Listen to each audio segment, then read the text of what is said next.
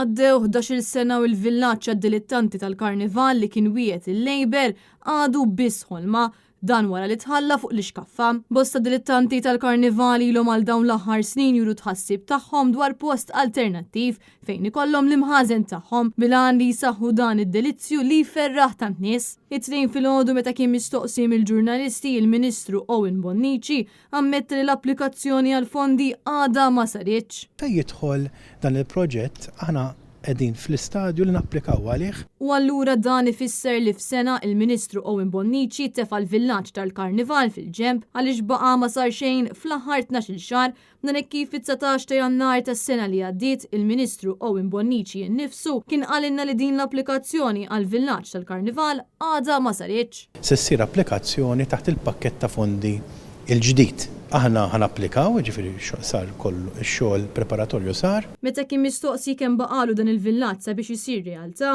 Owen Bonnici qal li baqa' tal-anqas 5 snin oħra, u għalhekk jidher li se jkunu għaddew kważi 16-il sena mill-wegħda elettorali tal-Labor meta dan il-villaġġ suppost isir realtà. X'inhu t-timeline mela?